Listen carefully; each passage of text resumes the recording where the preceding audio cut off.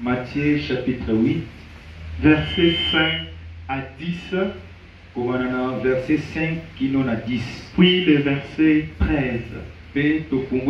Verset 13. Nous lisons la parole de Dieu. Comme Jésus entrait dans Capernaum, un centenier l'aborda, priant et disant: Seigneur, mon serviteur est couché à la maison,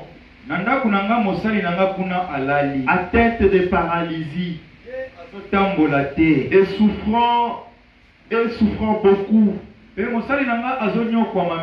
Jésus lui dit: j'irai et je le guérirai. Le centenier répondit: Seigneur, je ne suis pas digne que tu entres sous mon toit, mais dis seulement un mot. Mais dis seulement un mot. Mais dis seulement un mot. Et mon serviteur sera guéri. Car moi qui suis soumis à des supérieurs, j'ai des soldats sous mes ordres. Et j'ai dit à l'un: va et il va. Et à l'autre: viens et il vient. Et à mon serviteur: fais cela et il le fait. Après l'avoir entendu, Jésus fut dans l'étonnement. Et il dit à ceux qui le suivaient: je vous le dis en vérité, même en Israël, je n'ai pas trouvé une aussi grande foi. Verset 13. Puis Jésus dit au centenier: va, qu'il te soit fait selon ta foi. Et à l'heure même, le serviteur fut guéri. Prions le Seigneur. Dieu béni éternellement, nous venons de lire ta parole comme des gens qui ont étudié, Seigneur. L'interprétation, c'est toi qui la donnes. Alors viens interpréter ta propre parole. Où est la parole de Dieu? Où est le prédicateur? Envoûtement. Au nom de Jésus, sortez de Lazare. Les enfants de Dieu écoutent la parole de Dieu. Seigneur, nous demandons avec foi au nom du Seigneur Jésus-Christ. Amen. Amen. Asseyez-vous. Frère Branham avait lu ces mêmes écritures et il avait prêché une prédication qu'il avait intitulée Les nobles romains. Mais moi ce matin, je parlais sur un petit sujet qui s'intitule comme ceci: juste un seul mot, Seigneur. Juste un seul mot, Seigneur. Pas beaucoup de choses. Un seul mot seulement. Comme les centenaires romains. Mais moi je ne suis pas digne de te recevoir dans ma maison. Mais toi, dis seulement un seul mot et la situation changera. Soyez dans l'expectative. Attendez-vous au Seigneur. Et si tu veux déjà, Seigneur, je m'attends à toi. Et tu me dises juste un seul mot. La situation changera. Oui, il le fera. Alléluia. Amen. Je me sens déjà dans la joie. L'histoire dont il est question ici, il s'agit du centenier romain. Mais avant d'en parler, là nous avons lu, on dit que comme Jésus entrait dans Capernaum,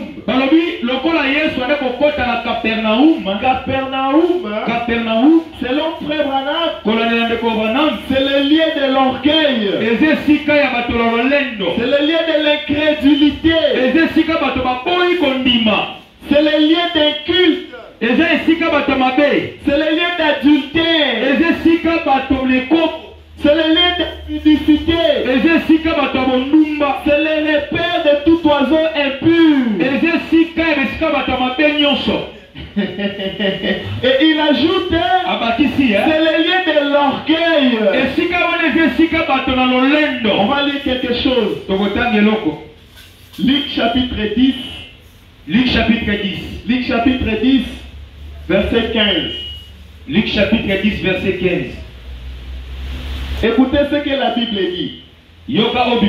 Là, c'est Jésus lui-même qui le dit. Il dit ceci. Et toi, Capernaum, qui a été élevé jusqu'au ciel, souvenez-vous, dans Ézéchiel, lorsqu'il décrit la personne qui s'est élevée jusqu'au ciel, c'était le diable. Et le frère Branham m'explique le fait de s'être élevé, c'est ce qu'on appelle l'orgueil. Tu es au-dessus de tout. Tu te crois au-dessus de tout. Tu te crois au-dessus de tout. C'est ça l'orgueil. C'est ça Capernaum. Il dit ceci. Et toi Capernaum, qui a été élevé jusqu'au ciel, tu seras abaissé jusqu'au séjour des morts. Celui qui essaie de s'élever, il sera abaissé. C'est ça Capernaum. Et frère Branham dit, Capernaum aujourd'hui, c'est Los Angeles. On peut le lire dans Ôtez de lui. Ôtez de lui. Paragraphe 29. Frère Branham dit ceci. Il a dit que j'étais là-bas. Quelque chose m'a frappé. Pendant environ 30 minutes. Je n'ai pas su ce que c'était. Une prophétie qui a été donnée. Donc c'est Dieu qui avait parlé au travers d'une prophétie. C'est quoi la prophétie? La première chose dont je me souviens, c'était que j'étais en train de marcher dans la rue avec frère Mosley et Billy. Et il était dit, toi Capernaum, qui t'appelle du nom des anges, c'est Los Angeles, la ville des anges. Los Angeles. Los signifie perdu. Et Angeles signifie les anges en anglais. Vous connaissez la ville de Los Angeles? C'est en Californie. Aux États-Unis. Frère Branham dit, c'est un Capernaum moderne. Il dit ceci, qui s'est élevé jusqu'aux cieux. Il sera précipité au séjour des morts. Pourquoi? Si les œuvres puissantes qui ont été accomplies au milieu de toi avaient été faites au milieu de Sodome, Sodome subsisterait jusqu'à ce jour. Parce que Dieu s'était manifesté à Capernaum. Il a guéri les lépreux. Il a guéri la belle-mère de Pierre. Il a guéri les démoniaques. Il a produit beaucoup de miracles à Capernaum. Mais les gens ne croyaient pas. Pourquoi ils ne croyaient pas? Ils étaient des orgueilleux. Ils étaient des incrédules. C'est pourquoi frère Branham dit, au jour d'aujourd'hui, si tu es incrédule, l'incrédulité ne t'arrêtera que toi-même. Ça n'arrêtera pas Dieu. Alléluia. Amen. Los Angeles aujourd'hui, la cité de Hollywood. Hollywood, c'est là où on tourne tous les films que vous connaissez. Est-ce que j'ai dit quelque chose? Les séries. Les jeux magiques. Les novelas. Même les films de gens qui sont nus. Ça vient de là. Et qui pourrissent le monde d'aujourd'hui. C'est pourquoi la prophétie est sortie. Cette ville-là devrait aller au fond de la mer. C'est ainsi dit le Seigneur. Même si sa tête Los Angeles sera en dessous de l'océan. Ça ne dépend même pas des humains. Pourquoi? Parce qu'il est en train de polluer le monde. C'est pourquoi ils ne croyaient pas. Ce sont des incrédules. Mais comme c'était là à Capernaum, tu avais rencontré une personne qui avait la foi. Les centeniers romains. Même aujourd'hui, tu t'as rencontré. Toi, tu as la foi. Malgré que le monde est tel qu'il est, toi, tu as la foi. Los Angeles aujourd'hui, c'est la cité de la magie, la cité des insanités, la cité de l'impudicité, la cité du péché. Mais malgré ça, il y a des gens ici qui croient à la parole de Dieu. Malgré ça, il y a de ces personnes qui se perfectionnent. Et vous êtes parmi ces membres-là. Gloire soit rendue à Dieu. Oh, merci Seigneur Jésus. Juste un seul mot.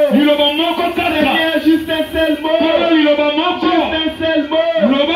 Alors qu'il marchait à Capernaum, voici qu'il était devant un centenier romain. Là nous entrons maintenant dans notre sujet. Il y avait un centenier romain. Le centenier romain, c'était quelqu'un qui avait sous ses ordres beaucoup de militaires. Il n'était même pas israélite. Il était romain. Et au milieu des gens incrédules, lui il est venu se présenter à Jésus. Il a dit Seigneur, mon serviteur est malade. C'est pourquoi vous qui avez des serviteurs, vous qui avez des mondes dans vos maisons, traitez-les avec dignité. Priez pour eux. Cherchez le bien pour eux. Comme les centeniers. Il a dit j'ai quelqu'un à la maison. Mon serviteur, il est paralysé. Donc il a eu la compassion. Jésus a regardé. Il faut savoir, on va aller là-bas. Il dit non Seigneur, moi je suis un militaire. Vous savez un militaire, ils peuvent arrêter quelqu'un sans cause.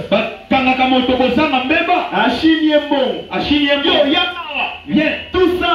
Et il a reconnu qu'il était coupable. Il dit non, toi tu es saint. Tu es parfait. Tu es l'agneau de Dieu. Tu ne peux pas entrer sous mon toit. Mais dis seulement un mot. Pas beaucoup de choses. Dis seulement un mot. Et mon serviteur malade sera guéri. Jésus a regardé. Est-ce qu'il y a des gens qui ont des foi comme ça? Rappelez-vous, c'est à Capernaum, la cité de l'incrédulité, que cet homme montre la foi. C'est comme toi ce matin. Aujourd'hui les gens ne croyaient plus. Mais toi tu as pris ta foi.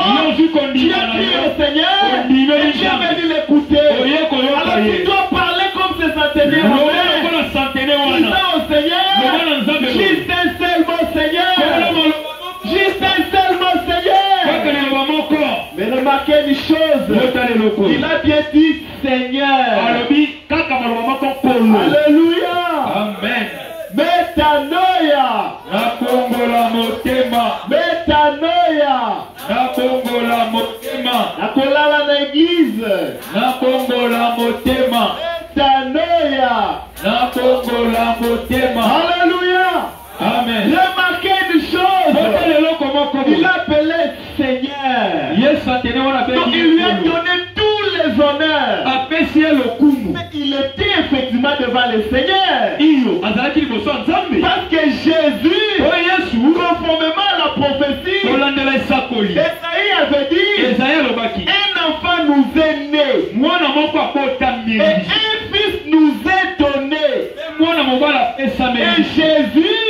C'était cet enfant qui était né, dans lequel habitait le fils qui était donné. Et le fils qui était donné, on l'appellera Père éternel, qui est puissant. Et il était devant lui. Autrement dit, c'était la divinité exprimée corporellement. Alléluia. Quand il était là, les cieux tout entier étaient vides. Et à partir de la terre, il gouvernait l'univers. Il gouvernait les cieux. Il gouvernait la terre. Il gouvernait sous la terre. Parce qu'il avait en lui la plénitude de la divinité. Alléluia. Et le centenaire romain l'a reconnu. Il a dit, Seigneur, juste un seul mot. Jésus a regardé. Il m'appelle Seigneur. Et il me demande juste un mot. Qu'est-ce que le Seigneur va faire? Il va lui accorder. Quand vous reconnaissez qu'il est là, comme maintenant là, parce que l'onction que je sens, l'onction que tu sens, c'est le signe de sa présence. C'est qu'il est là. Alors si vous reconnaissez sa présence, vous pouvez lui parler. Juste un seul mot. Juste un seul mot. Comme le centenaire romain l'avait vu. Et à l'instant même, son serviteur était guéri. Est-ce que vous le croyez? Applaudissez le Seigneur. Il est le même Jésus ce matin. Illimité en puissance. Illimité en pouvoir. Les compatissants. Les problèmes que tu as, il attend seulement que tu lui dises, Seigneur, dis un seul mot. Et il interviendra. Il veut que tu parles. Il veut que tu demandes. Alors il est là. Il attend que tu agisses. Alors demande-lui. Il dit un seul mot. Alléluia. Il y a des pécheurs expérimentés. Meilleurs que les autres. Il avait péché toute la nuit. Ça fait même un le matin, Jésus est venu. Il a dit, prenez la barque, allez jeter le filet. Alléluia. On est ensemble. Pierre lui a dit, Seigneur, nous avons péché toute la nuit. Ça nous a frappé même un frétin. À cause de ta parole. À cause de ta parole. Parce que Jésus avait dit un mot. Nous jeterons le filet. Ils vont jeter le filet. Et la barque fut remplie. Alléluia. Il est le même Jésus ce matin. Parlez-lui. Il agira. Parlez-lui. Il le fera. Oh, merci Seigneur Jésus. Juste un seul mot Seigneur. Pour mon problème. Juste un seul mot Seigneur. Pour mon problème. Il y avait aussi un péché à la croix. Il avait volé toute sa vie. Il était mauvais. Il était méchant. Jusqu'à la croix. Alléluia. Mais en étant à la croix, il a reconnu Jésus. Il dira à Jésus, souviens-toi de moi quand tu seras dans ton règne. Il voulait juste un seul mot de Jésus. Et Jésus lui a dit, aujourd'hui, pas demain, pas après-demain, aujourd'hui même, on sera avec ton paradis. Alléluia. Il est le même Jésus ce matin. Tu fais la même chose. Tu peux lui parler et il le fera. J'aime cela. Oh, merci Seigneur Jésus. Il est vivant. Il est ressuscité. Il est vivant. Il est ressuscité. Qui est cet homme? Qui est cet homme? Applaudissez très fort. Oh, merci Seigneur Jésus. Nous sommes en train de parler sur juste un seul mot Seigneur. Juste un seul mot Seigneur. Écoutez, la scène va changer. Écoutez, vous n'avez pas besoin d'un discours. Un seul mot du Seigneur dépasse tous les discours des présidents du monde. Et s'il dit seulement un mot, notre situation va changer. Alors demande-lui ce matin de dire un seul mot. Pourquoi? Pour ta vie éternelle. C'était Seigneur. J'ai besoin juste d'un seul mot. Afin que j'ai la vie éternelle. Pour avoir le Saint-Esprit. Juste un seul mot. Pour avoir la vie éternelle. Pour ta bonne santé là. Seigneur, dis juste un seul mot. Et je serai guéri. Et un jour, à la piscine de Bethesda, comme vous le savez, qu'est-ce qui s'est passé? Il y avait un ange qui venait et il agitait l'eau. Quand l'ange agitait l'eau, celui qui était en premier, cette personne-là était guérie. Oh, merci Seigneur Jésus. Et les gens étaient là en train d'attendre afin que l'ange vienne agiter l'eau. Frère Branham me dit, l'ange qui venait là, c'était l'ange de l'Éternel. Quand Jésus est entré dans la piscine, lui il était cet ange de l'Éternel. C'est normal. Un ministre ne peut pas agir là où le président est. Non, parce que quand le président est là, il a la présence de toutes les choses. Celui qui règne, celui qui a le droit de parler. Et Jésus était là. Les gens s'attendaient à ce que l'ange vienne. Alléluia. Mais l'ange était en train de marcher. L'ange était en train de marcher. C'était Jésus. Il est allé. Il a dit à l'autre, veux-tu être guéri? Frère, vous n'avez pas besoin de discours. Il a commencé à mener Jésus dans les discours. Tu sais, je suis là parce que je veux être guéri, mais je ne suis pas guéri parce que je suis infirme. Quand l'ange descend, ceux qui sont normaux, ils se précipitent avant moi. Jésus n'a pas besoin de ça. Jésus a juste besoin que toi tu lui dises, Seigneur, interviens. Alléluia. Amen. Et quand il a rencontré la piscine qui marchait, Jésus lui a dit, lève-toi, prends ton lit et marche. Il a pris le lit, il s'est levé, il a pris le lit et il a marché. Les gens ont commencé à dire, oh non, c'est le jour du sabbat. Comment il peut porter les histoires? Jésus lui a déposé la question. Est-il permis sur le sabbat de sauver la vie?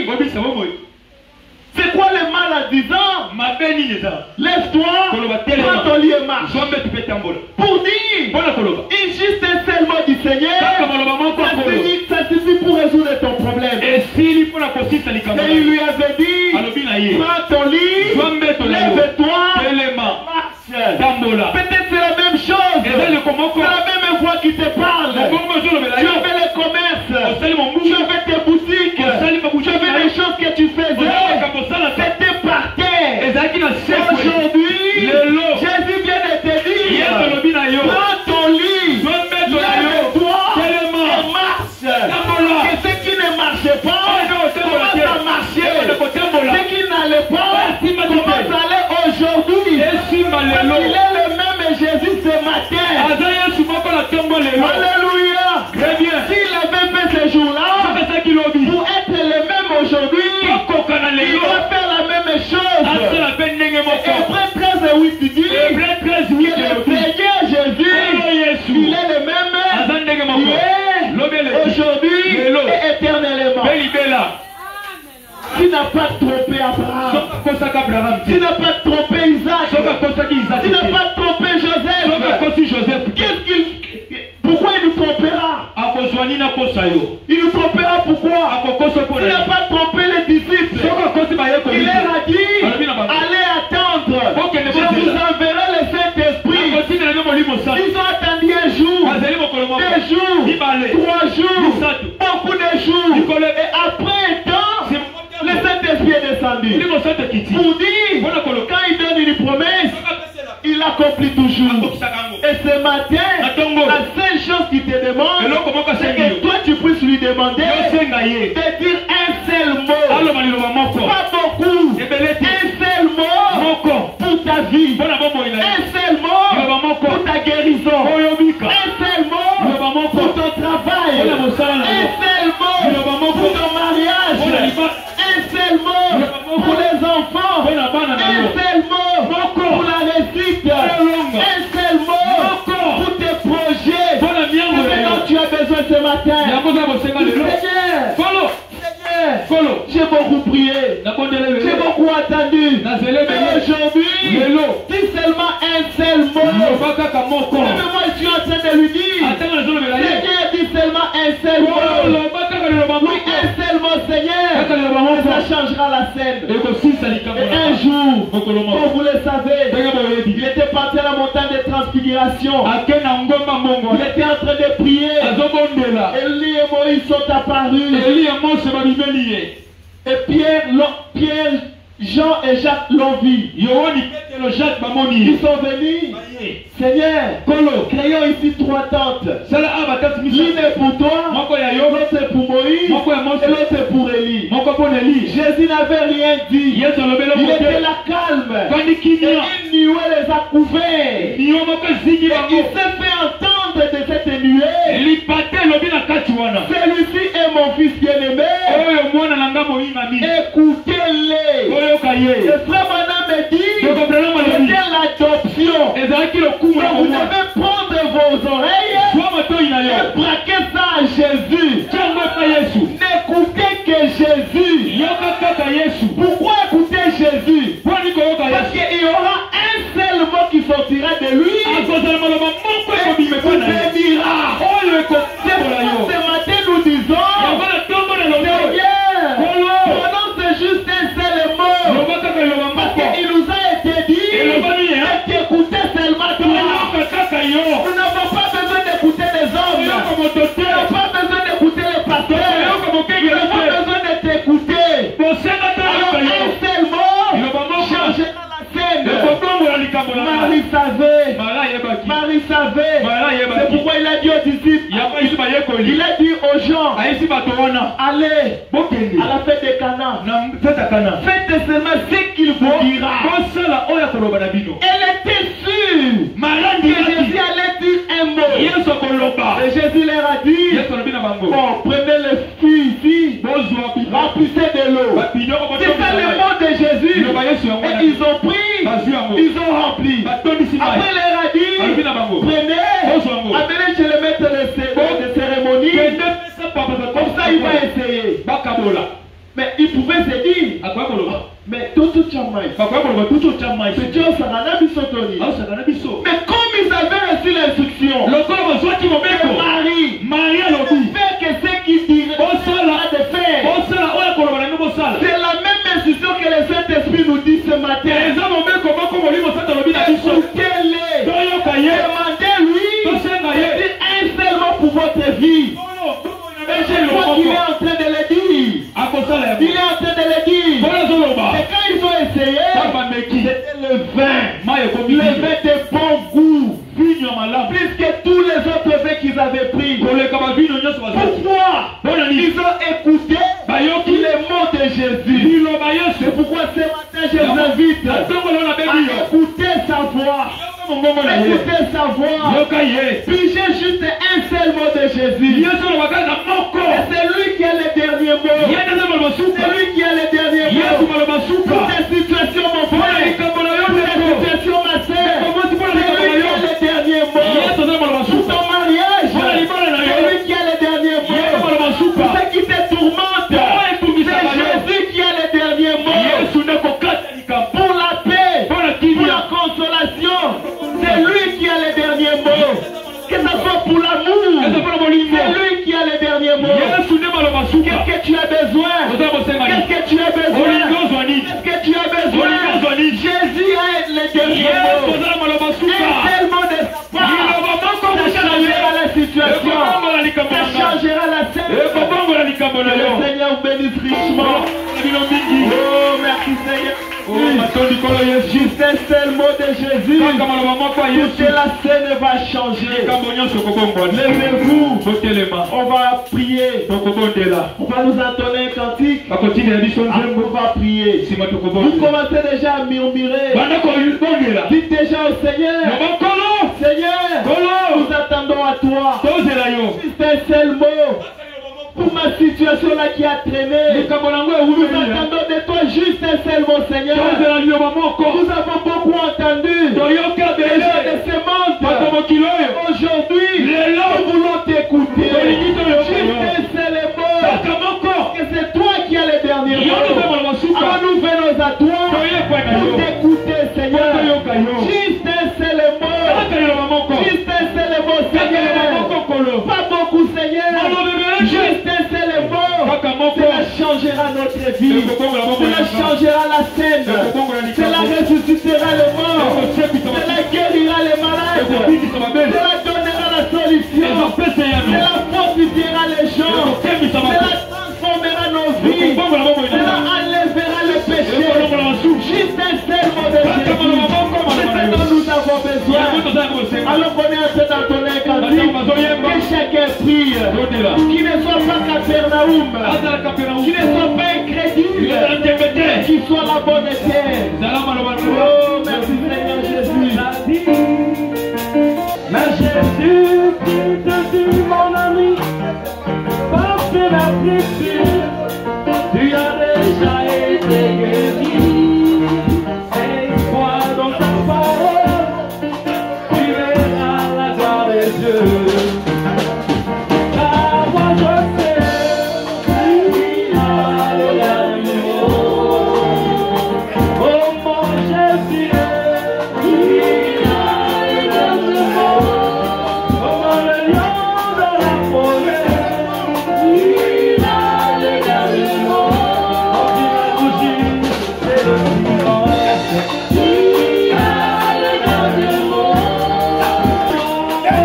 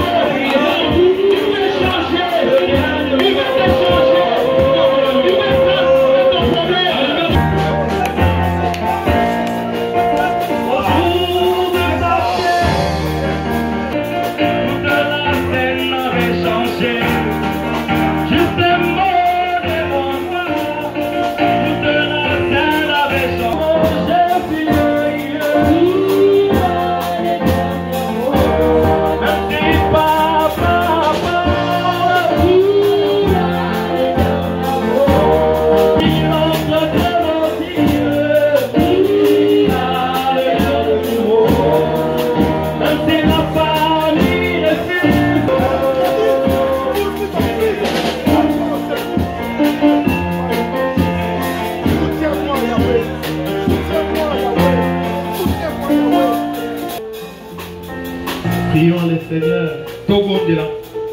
Oui, il a les derniers mots. Sur ta vie, mon frère, il a les derniers mots. Sur ta situation, il a les derniers mots. Ce qui ne marche pas dans ta vie, là, il a les derniers mots.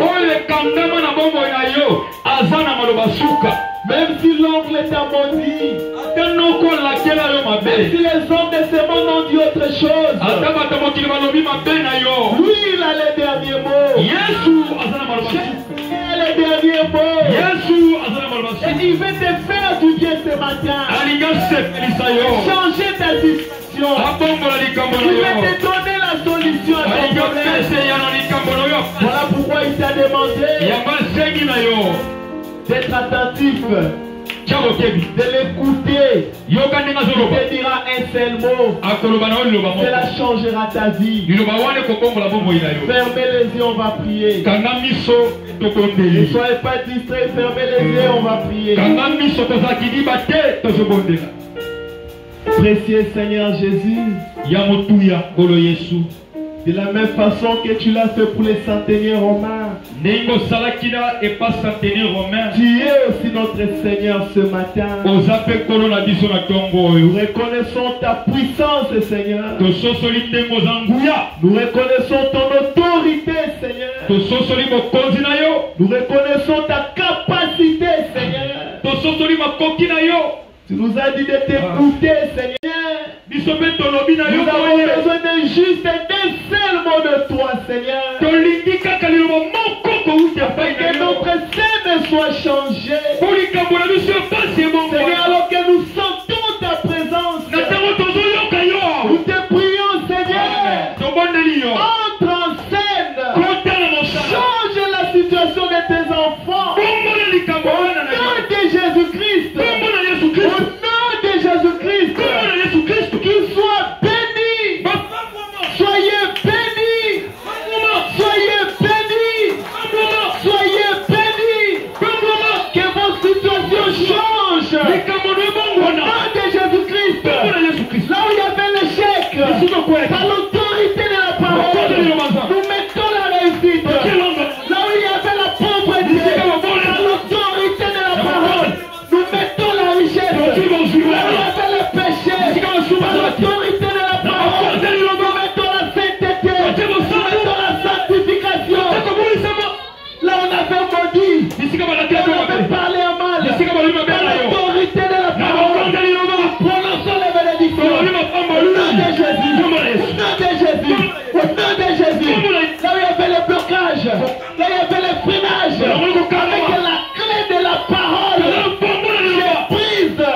j'ai prise. Au nom de Jésus, soyez délivrés. Des liens de famille, des liens de coutume. Au nom de Jésus, Seigneur, un seul mot venant de toi. C'est ce dont mon âme a besoin. C'est ce dont les âmes de tes enfants ont besoin. Merci parce que tu viens de le faire. Merci parce que tu as changé leur situation. Ceux qui étaient pauvres, vous êtes riches dorénavant. Au nom de Jésus-Christ. Vous qui êtes célibataires, par l'autorité de la parole, vous êtes mariés. Oui, ce n'est plus qu'une question de temps. Ce n'est plus qu'une question de temps. Votre partenaire viendra. Vous cherchez le travail. Je vous déclare employé. On va vous prendre. Au nom de Jésus. Vous qui avez des commerces, les hommes d'affaires, je déclare la prospérité. Vous êtes déjà prospères. Ce n'est plus qu'une question de temps. Et vous le verrez. Vous qui êtes des locataires, je proclame les bénédictions sur vous. Recevez les parcelles. Recevez les parcelles. Recevez les parcelles. Au nom de Jésus. Au nom de Jésus. Merci Seigneur Jésus. Parce que tu l'as fait. Un seul mot venant de toi. C'est ce que nous avons besoin. Et nous croyons que ce n'est pas le pasteur qui a prié. Nous croyons que c'est toi qui l'as utilisé pour prier, Seigneur. Nous nous accrochons à la prière. Nous recevons les bénédictions. Parce que tu as dit que tu ordonneras la bénédiction. Et nous suivre partout. Accomplissez tes paroles. Accomplissez tes paroles. Nous verrons toujours la tête et non la queue. Accomplissez tes paroles. Au nom de Jésus.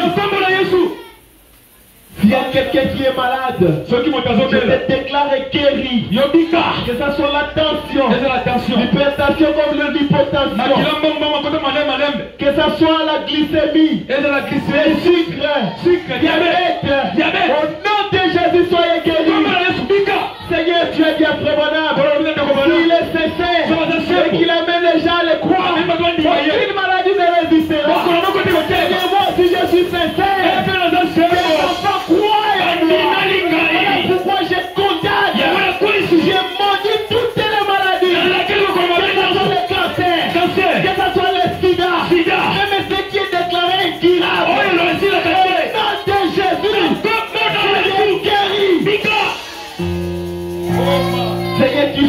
présent. Qu'il soit à l'hôpital. Qu'il soit quelque part. Ta main n'est pas courte pour agir. Seigneur, agis. Seigneur, agis. Seigneur, agis. Seigneur, agis. Seigneur, agis. Au nom de Jésus. Seigneur, pour les promotions, j'accorde à tes enfants. Moi, j'ai donné le témoignage. Tu m'as élevé, Seigneur. Je ne peux pas être ingrat. J'ai donné comme témoignage. Je veux que tes enfants puissent témoigner aussi. Qu'ils témoignent au nom de Jésus. Seigneur, merci. Parce que tu l'as fait. Pour le reste, sois béni, sois glorifié, sois magnifié, sois exalté, sois élevé, Seigneur, parce que tu es digne. Qui est comme toi, Seigneur? Qui est comparable à toi, Seigneur? Le ciel sur la terre, Seigneur, tu es incomparable.